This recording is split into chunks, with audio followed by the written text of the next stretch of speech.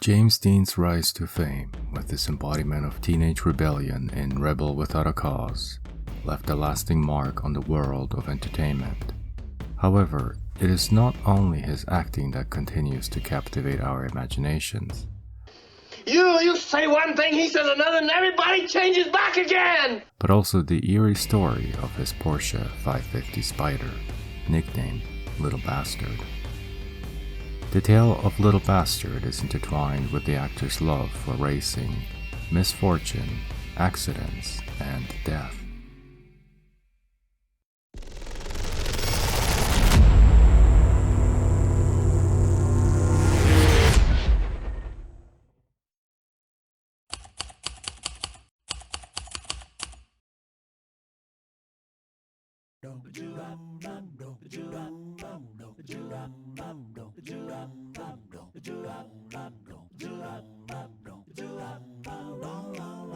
Porsche 550 Spyder was not just any vehicle, it was a high-performance sports car designed for racing.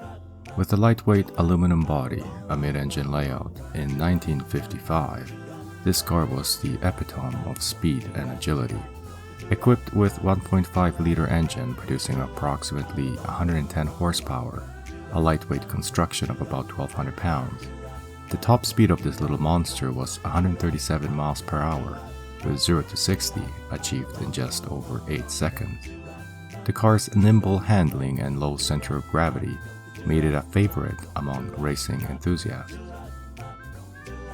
The best modern comparison, I think, would be the 2.5-liter turbocharged Porsche 718 Boxster S with 345 horsepower, acceleration from 0 to 60 in 4.5 seconds, and top speed of 177 miles per hour.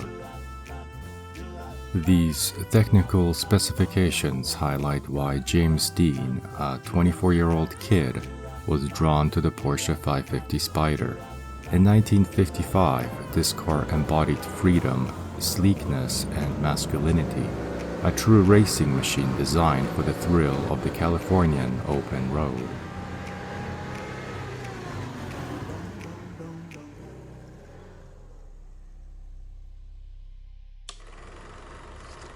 On September 23, 1955, outside of a restaurant, James Dean was introduced to actor Alec Guinness, later known for becoming Obi-Wan Kenobi.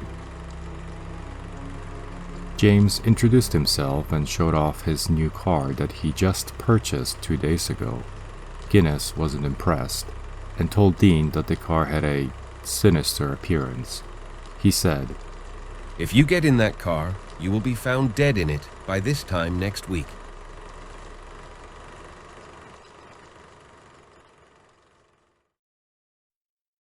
On September 30th, James Dean embarked on a journey from Los Angeles to Salinas, driving his beloved Little Bastard with Rolf Wüterich, a licensed Porsche mechanic and friend. Little did they know that this would be their final drive together. As James drove down California State Route 46, infamously known as the Two-Car Road, with speeds exceeding 80 miles per hour passing other vehicles like a silver bullet, he was involved in a devastating collision with an oncoming Ford Tudor. As James was flying by in the left lane, the Ford Tudor driven by Donald Turnipseed was heading in his direction. Donald's plan was to take an upcoming left turn, which, if miscalculated, would block James's path of travel.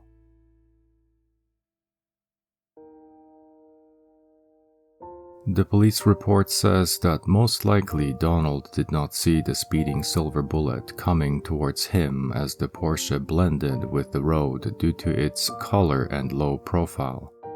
We can only speculate what happened seconds before Little Bastard materialized before Donald. Perhaps Donald froze with panic, seeing the inevitable in front of him. Or perhaps James's miscalculation made him turn the wheel right instead of left.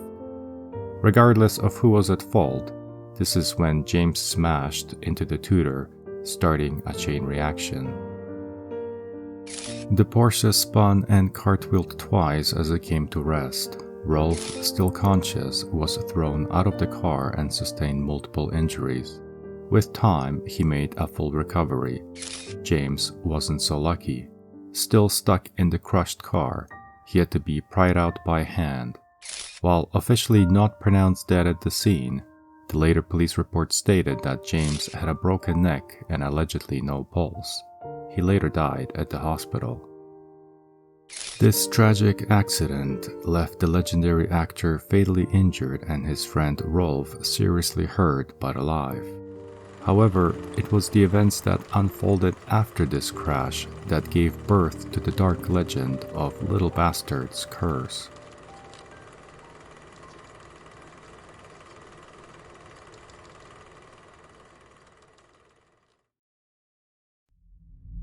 After the accident, the wreckage of Little Bastard found its way into the hands of George Barris, a custom car builder famous for creating the 1966 Batmobile and also a close friend of James Dean. George decided that it would be a good idea to display the wreckage to the public, educating them of the dangers of speed. However, after multiple minor bizarre accidents to the onlookers, Barris decided that salvaging the car for parts would be a wiser decision. Unknown to him at the time, this decision would set off a chain of eerie events. The virtually unharmed engine from Little Bastard found its way to a California doctor by the name of William Esridge, who intended to use it in his own race car. However, the destiny of this engine took a dark turn. During a race, the engine mysteriously locked up, leading to a fatal crash that resulted in the doctor's death. Troy McHenry, also a doctor who used the drivetrain of the Little Bastard, was also involved in a fatal accident when he lost his steering capabilities and crashed his race car into a tree. 2 of the Porsche's tires were sold to an unidentified buyer, inspected and installed by George Barris himself. Upon the drive home, allegedly both tires exploded at the same time, making steering difficult and forcing the driver off the road. Luckily for this individual, he escaped the curse unharmed. The transmission of Little Bastard also found its way to a new owner. This individual installed it in his own car and later crashed. The accident caused significant injuries to the driver, further fueling the belief in the curse. While this chain of unfortunate events was unfolding, George Barris decided to once more exhibit the car, this time at the Los Angeles National Safety Council. However, the driver hired to transport the Porsche on a flat deck, a man by the name of George Barkowitz, was involved in an accident en route to his destination. In the aftermath of the accident, Barkowitz was ejected out of the cab and, as misfortune would have it, ended up laying near the flatbed. We don't know if the Porsche was improperly secured prior to the trip, or if the safety chains became damaged because of the accident, but the shell of the Porsche slipped off the flatbed and fell onto George's unconscious body, crushing him to death. This was yet another unexplained event in the wake of the Porsche's curse. The list of eerie occurrences linked to the parts of Little Bastard goes on, making it hard to dismiss the legend as mere coincidence. To make matters even more mysterious, in 1960, George Barris sent the wreck of the Porsche to yet another convention, this time in Miami, Florida. I sent the car in 1960 to a police convention in Miami, Florida. 8 days later, we opened up the back of the truck, and the only thing was left in there was the title of the car that I had, which was an enlargement. Little Bastard, like its young master, vanished from the realm of the living. What happened to it? Nobody knows. In the following months, there were many leads about the whereabouts of the Porsche, but what was left of Little Bastard was never found to this day.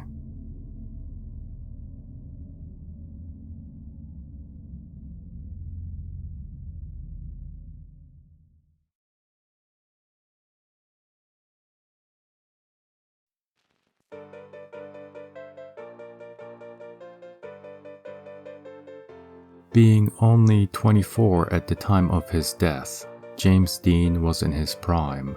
He was also not an eyesore. During his newfound fame and fortune, he became quite the ladies' man, hooking up frequently. One may assume that this could be a possibility of the origin of the curse. Let me elaborate. Not all romantic rendezvous go according to plan, and the separation may get ugly. The result may be an argument, a rejection, a broken heart, or all of the above, followed by a personal vendetta by a jealous ex. And what if James's rejection was not for another woman, but for a car? That being the case, this would not turn into just any revenge. No sir, we are not talking about keying James's brand new ride, slicing his tires, or stalking him. Someone twisted enough would try to go for the kill, so to speak, and seek a punishment from the topmost shelf. A curse would fit the bill. To speculate more, it's quite possible that James rejected an overprotective or perhaps controlling woman who wanted him, as it was so common in the 50s, in the office, not on the racetrack. James, a 24-year-old free spirit who just purchased a new sports car, committed to his passion, did not want to be a husband yet and chose racing instead of marriage.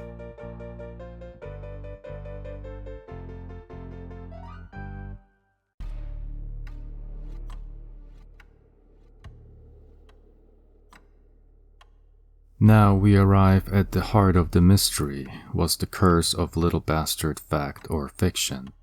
As with many legends, there are skeptics who argue against the existence of a curse, attributing all of the accidents to chance. However, the persistence of eerie events and accidents tied to the parts of the Porsche has kept the legend alive. So, is the curse fact or fiction? Is it a natural coincidence or supernatural intervention? The truth likely lies somewhere in between, and it's essential to consider both possibilities. One could argue that the independent accidents were the result of poor maintenance or the risks inherently associated with racing. Racing is a dangerous sport, and accidents and injuries are not uncommon. All of the independent failures, the transmission, the engine, and drivetrain, could be explained with the mechanical failure rather than a supernatural curse. They did happen, so the story is somewhat factual. On the other hand, the cluster of unexplained accidents and injuries does give one pause. So many, so hyped, so generic and predictable, fictional, just like a Hollywood movie. However, there could be other possible explanations blurring the line even more. It's possible that belief in the curse influenced the behavior and perception of the car's owners. If someone believes a car is cursed, they might be more anxious or cautious while driving, which could lead to accidents. Some skeptics argued that the accidents were random, and similar incidents might occur with any set of car parts. Given the number of vehicles and car enthusiasts, it might be a coincidence. Psychosomatic effect, or the power of suggestion, can lead people to experience accidents or problems due to their belief in a curse. This is often seen in cases of superstition and paranormal beliefs.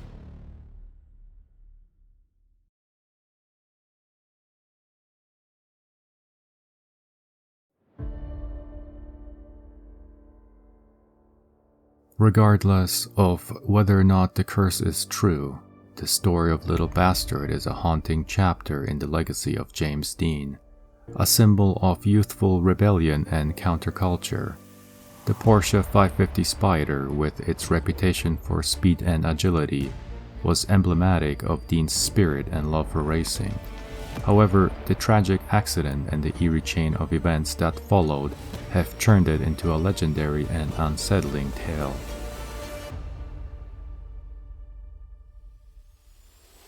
The curse of Little Bastard leaves us with unanswered questions. Was it a true or a made-up story? We may never know for certain. But according to psychometry, objects can absorb the emotions of their owners and those around them indefinitely. Is it possible that James, in the final seconds of his life, experienced emotions of such intensity that they were fused with the car forever?